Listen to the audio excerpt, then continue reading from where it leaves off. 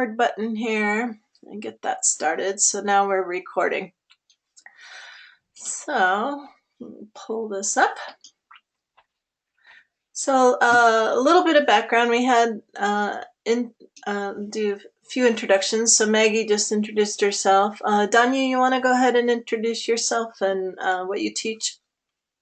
My name is Danya Makis, and I work at Billy Lane Laffer, and I teach sixth grade science, Avid, Mesa, and an aquaponics engineering class. Wow, that's cool. All right. And so my name's Betsy Welkening, and I work with Arizona Project Wet. And I have been at APW for going on 4 years now. And before that, I worked as a middle school teacher teaching science and engineering robotics at Wilson K-8 and Ampi School District. And in a previous life, I worked as an engineer. So got a wide variety of background. So let me talk a little bit about our program that we have. So it's called Recharge the Rain, and it's building community resiliency through STEM education.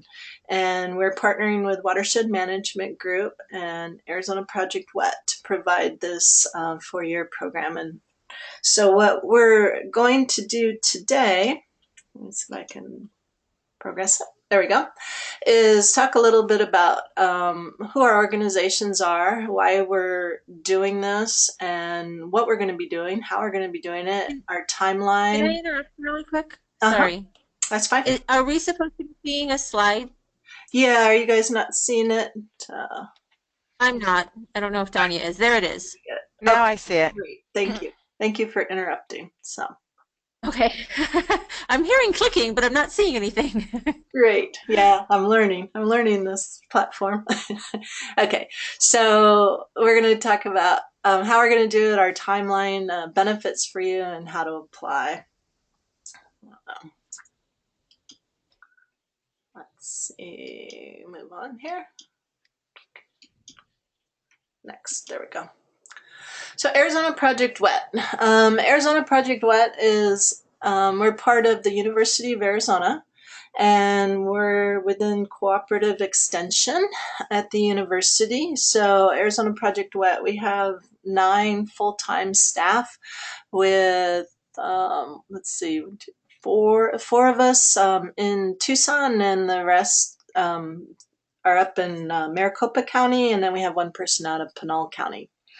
And we develop water stewardship and STEM literacy through 3 pathways. So teacher professional development that evolves instructional practice and deepens content knowledge, direct student outreach that delivers or extends classroom learning, and community engagement. And you can see some of the numbers that we reach in this infographic. I work directly with the Tucson Education Program, and we've worked with Sunnyside in the past, having our water educators. I have a group of about 10 college students or recent college grads that work as AmeriCorps members out in the classroom teaching about groundwater.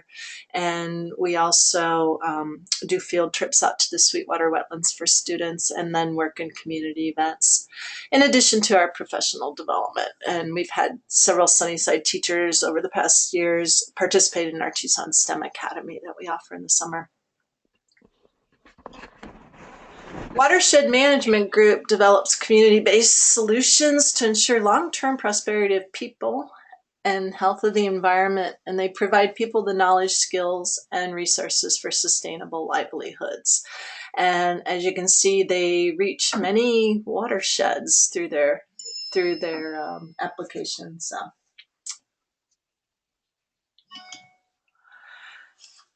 Well, why are we doing our project? So for our project, we are building community resilience against some of our threats that we have in our local community. And one of the threats that we have is increased temperatures.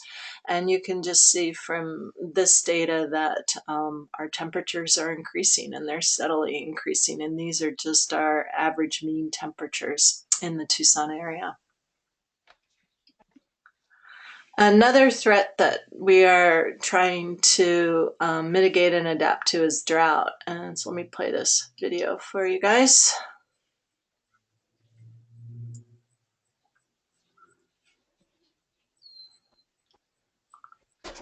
Well, the West is really at the forefront of water problems in the country. A number of factors coming together. One is drought. Colorado's now in the 15th year of drought. And what we don't know is whether this is the 15th year of a 15-year drought or the 15th year of a 50-year drought. Add into that climate change, and the scientists have pretty well agreed that that's going to have adverse consequences for the Colorado River in particular, and population growth. So that video was created as part of a program that we have called Beyond the Mirage, and it's 2 years out of date already. So we're now in the 17th year of a drought. So, and then extreme storms is the other threat that threatens our community. So we have drought, we have extreme storms, and they seem like they would be diametrically opposed, but we do have both. And this was just a picture that was taken right around the corner from my office in one of the storms that we had this summer. And what you can see behind that railing is that's actually about a 6-foot or more deep wash, and it was overflowing in just a few hours in a storm that we had this summer. So community resilience is the capacity of a community, business, or environment to prevent, withstand, respond to, and recover from a disruption. And that's what we're building towards, is community resilience in the Tucson area. So Recharge the Rain is going to, at the heart of it is STEM education. And so we're going to be working with three different groups. We're going to be working with teachers, students, and community members, and ultimately growing change makers in our community and building a better community. And so some of the tools that we're going to be using throughout the process are listed here in these little raindrops. And we're also going to be building climate literacy. We're going to be using engineering design, and we're going to be installing some schoolyard systems for rainwater harvesting. Systems thinking is at the core of what we're going to be doing. So what better way to understand climate, which is actually systems of systems working together, than to do systems thinking. And so Arizona Project WET has been working over the years with the Cabrera Research Lab out of Cornell University, and basically putting a language to system thinking and a set of practices. So we're going to be using distinctions, things like what is a river not. We're going to break it down into what is a part of and what are the parts to it.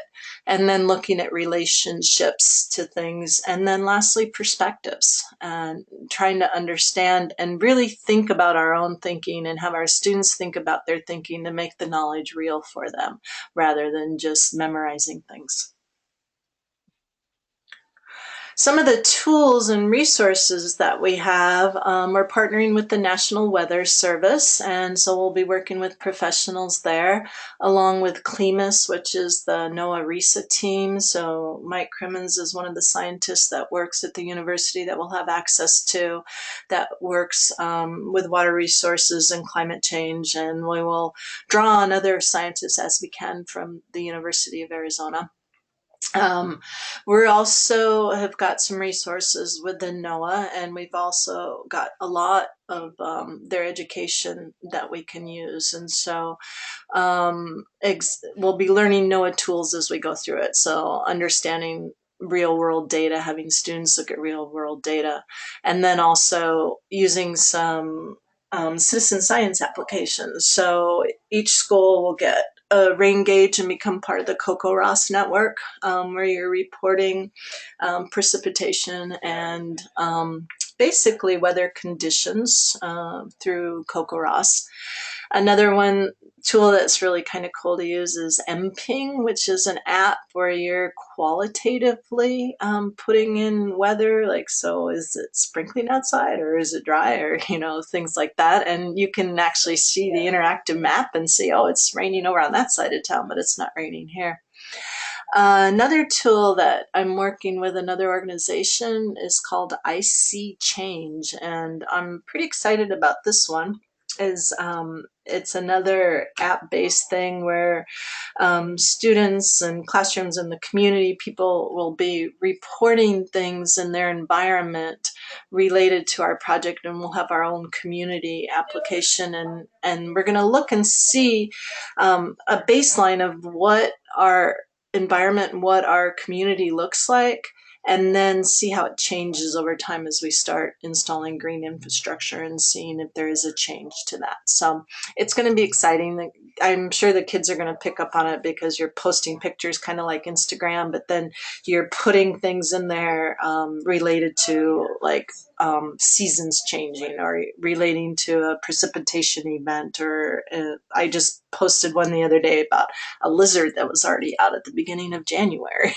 So that wasn't very common. So we will be working with scientists on that and then starting making connections and relationships as to why we might be seeing this in other parts of data. It looks like Maggie dropped off. So Danya, just interrupt me at any time if you have any questions or comments. Okay. So we lost Maggie, huh? What's up? Oh, nothing. Sorry. Okay. So rainwater harvesting. So I'm going to cover Joaquin's information on rainwater harvesting a little bit. And this shows a picture of actually another Sunnyside, a teacher that was in Sunnyside out at Desert View, and the students putting in some basins at Desert View. We do have two water collecting cisterns. Oh, cool. On each side of the building. The water's not used very well because they were not put up high enough for the water to run. Oh, So okay. sometimes we have a little bit of a problem with them. But yeah, we do have two collectors. Cool. Yeah, and that's something that we can work on with you guys, is to getting those more functional, hopefully. So this is a picture that Joaquin had brought up before, and from what I remember, he spoke about it is, it looks like beautiful, lush Sonoran desert. But if you look deeper, I think that pathway that's kind of in the middle there is actually some ancient diversion from the HOCOM, where they were diverting the rainwater to be able to use it. So rainwater harvesting's been around for a while.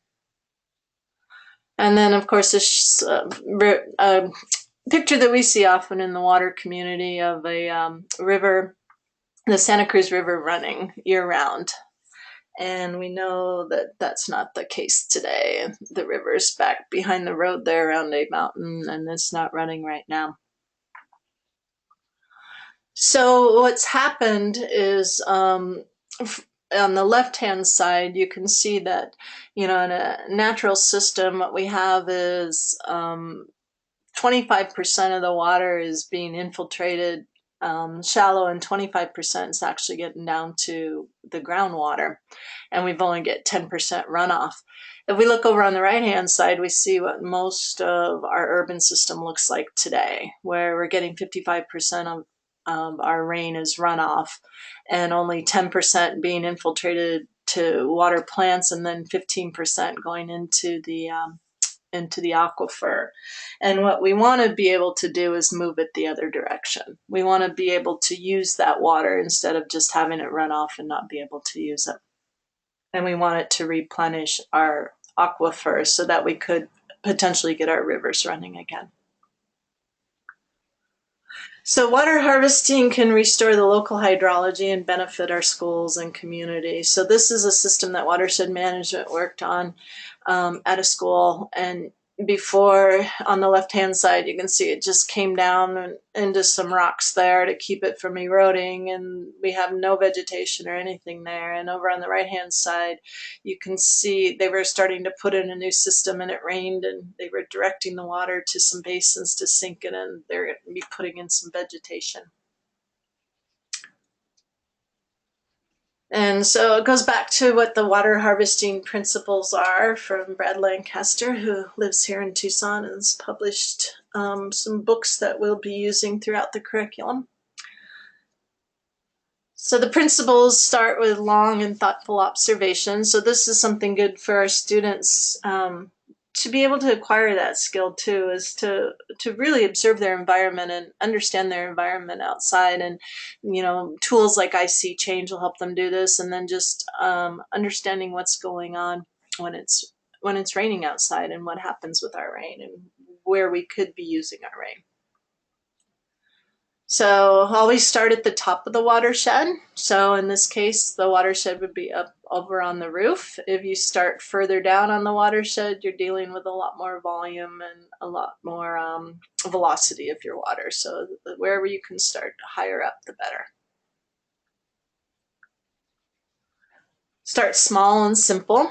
So what we've got here is some students putting in some basins. And so sometimes it's just simple as redirecting the water with berms and swales to do so. And let's go next. So water harvesting principles: spread and infiltrate the flow of water. So you can see that we have water coming down. What we want to do is slow that down. So create some swales, some berms to slow it down, direct the water to where we want the water to go. And then we can start sinking the water into the ground and count for overflow, and then eventually build up our vegetation as we do that. Always plan for an overflow route and manage overflow as a resource. So we are when we do plan out rainwater harvesting systems, we plan for the large storm events, the 100-year storm events, so that our system can handle it. And as we saw last summer, we had a few of those happen in that initial picture. So what's that? We actually had a couple that were 500.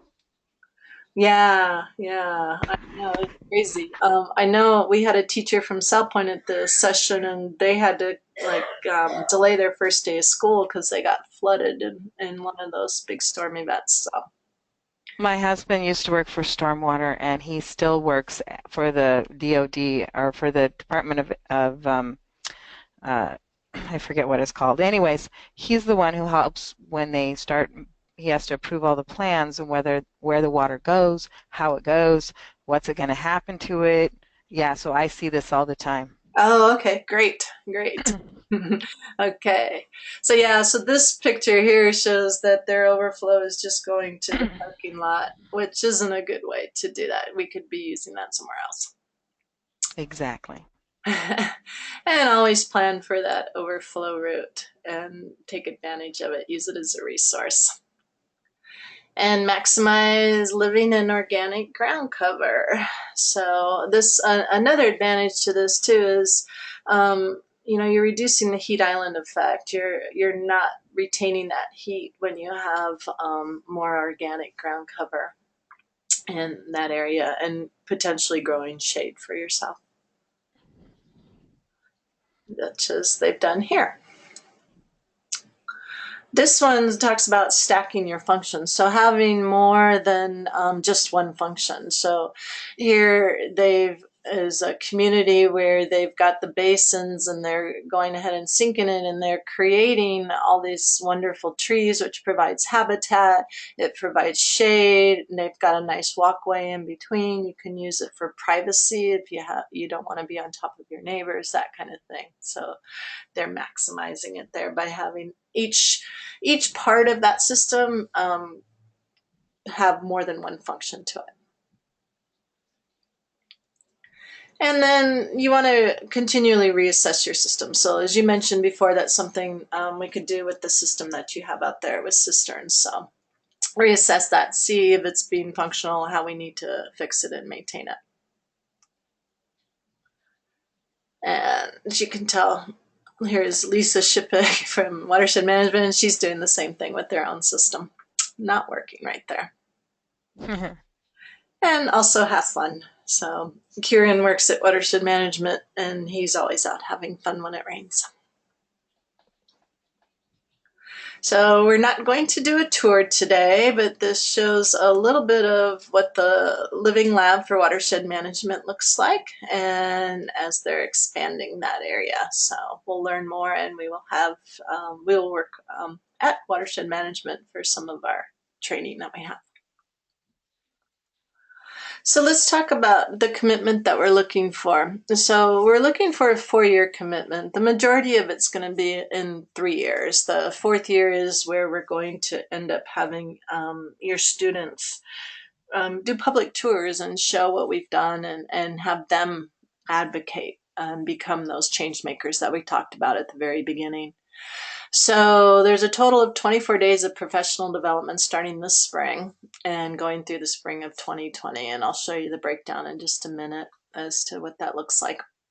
We're going to be actively participating in the professional learning community. So I'll create an online environment where we can throw questions out there and have experts answer, have teachers collaborating with each other. Did you guys try this yet? Did it really work or not? Or I know it worked good here, you know. So it's always important to not feel like you're on your own little island, and to have others to support you. And that's the idea behind that.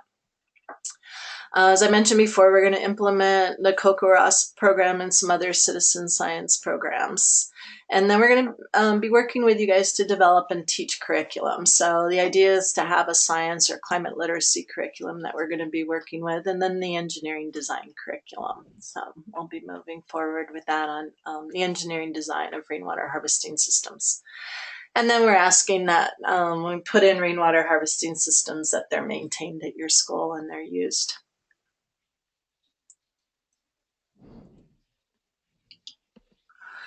Whoops, went too far. Let's go back. So year 1 is the heaviest year of professional development.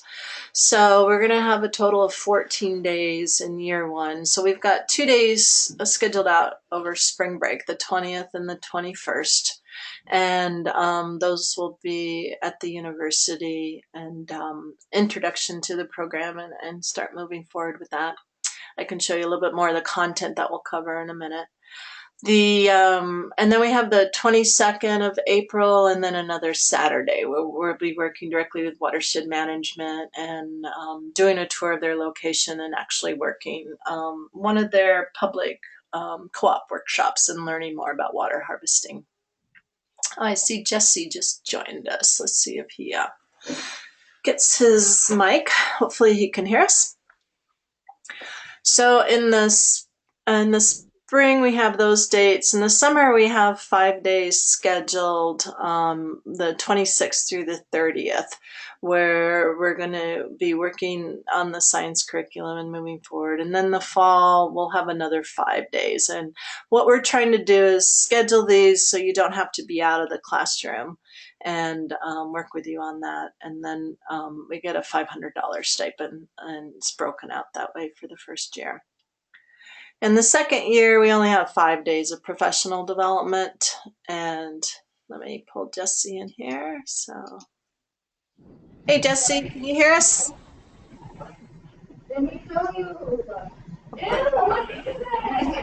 What? Oh, I'm gonna go ahead and turn him off a sec. And just raise your hand, Jess, if you have a question for me, and I'll unmute you then.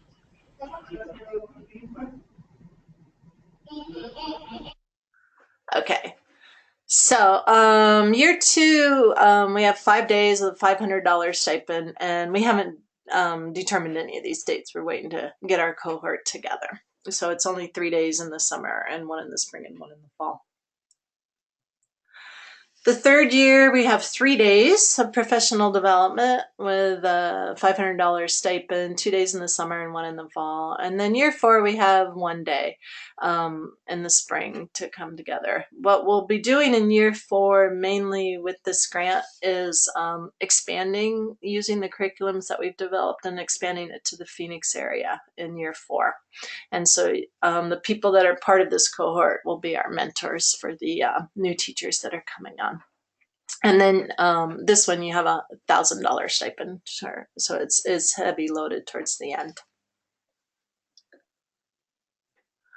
So example of our professional development, we break it down by the spring, the summer, and the fall, and what we're going to cover. And so you can see over on the left-hand side, we talk about dates if we have them, what we're going to start covering in those dates, and then what we need to get out as products of those. So, you know, first in the spring, we're going to get our CocoRoss data acquisition site set up, and we're going to have you guys do a site assessment of your schoolyard, and you'll learn what those are as we go through the professional development. And then in the summer, concentrate more on climate literacy and understanding, teaching that climate literacy and using a bunch of NOAA tools to be able to do that. And we'll have an introduction to engineering design then. And so what we'll be working on then is creating those science curriculums that we're going to be teaching in the classroom. And then in the fall, we're going to start piloting those curriculum units, and then we're going to start putting in some, you know, getting our plans together for our schoolyard systems and start sketching out what our engineering design curriculum would look like. And so, as I mentioned before, we're going to develop and teach curriculum. So pilot teach the science, climate literacy type curriculum in the fall of 2017, and then the engineering design, rainwater harvesting curriculum in 2018. So the idea is to build a resilient community. And one of the exciting things about this NOAA grant that we have is that, you know, they had faith in us. So there was 170 applicants for this grant, and they awarded 5 nationwide, and we were one of the 5. And so it's something that's really cutting edge, and it's exciting because it's something that we can do in our own community and then expand it to other communities with similar situations. So we're going to be putting in, right now we have funding for 8 rainwater harvesting systems, and we hope to get more. So if we had 16 schools, we hope to put in 16 systems, but right now we have funding for 8 of them. So what we're going to be doing with that is creating green spaces to reduce heat, reduce the heat island effect, provide habitat, augment our water supply, and mitigate flooding problems.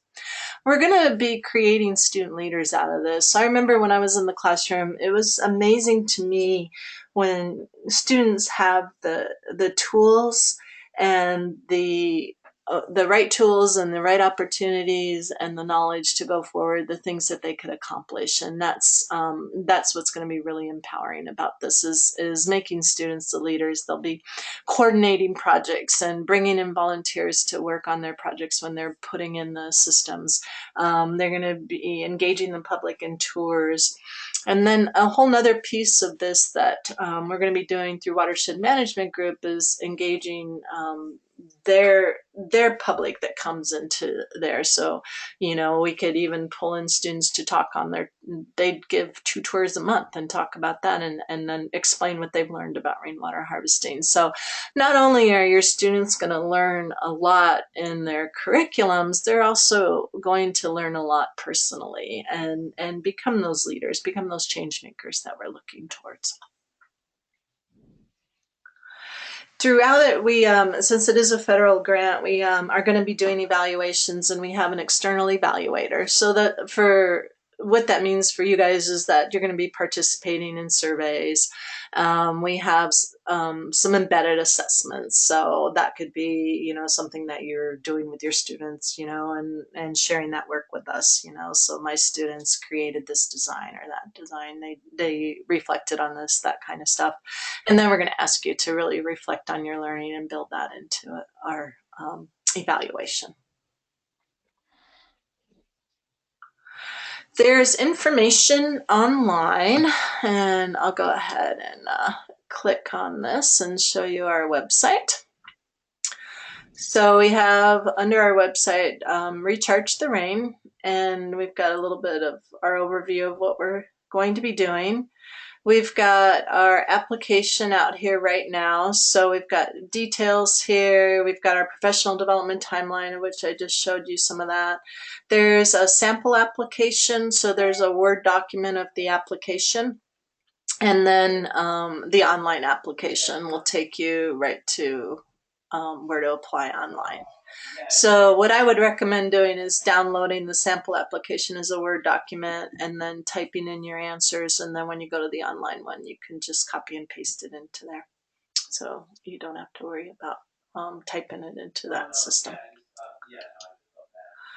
We're going to have the applications due the 31st, which is next Tuesday, and notify people by the 10th. And as I mentioned before, we're looking for 16 teachers for our cohort to work with us for 3 years, and then not as much involvement the 4th year, but you will be getting the larger stipend the 4th year, the $1,000 stipend. So at this point, I'm going to go ahead and I'm going to unmute Jesse again and see if you guys have any questions. So have you had a lot of people respond to this and sign up? We are getting our applications in right now, but we're not at there's still a lot of noise. Jess, I'm going to mute you and raise your hand if you have a question. So we're not at our 16 yet, and so we are still moving forward with our application process. One of the things we really want to do is get Sunnyside teachers involved, because a tool that we've been using to help us target areas, one of the tools is the PEMA Association of Governments, so PAG. They have a green infrastructure map, and one of the things they show is like heat island effect in different areas, and in the whole area where Sunnyside school district is, there is a lot of need for some green infrastructure, and so that's why we really want to target Sunnyside teachers and get some Sunnyside schools in the community in there. Okay. So the application is due by the 31st, you said? Yeah. Okay. I believe in rain harvesting and all of that. I mean, like I said, my husband really does work with all of the, like I said, works with stormwater, works on how to slow the water down, finding places for it to go, all those things. So I'm really interested in the rain harvesting. I really am. Oh, cool. Great. I'm going to see if Jesse has any questions for me. And unmute. Hey, Jesse, do you have any questions for us? Not really at this time, no. I popped in a few minutes late, sorry. I've actually got a class in here right now. So Okay. just a couple kids, but No I'm problem. trying to watch along while I'm helping them out. So Okay, so I'm gonna go ahead and just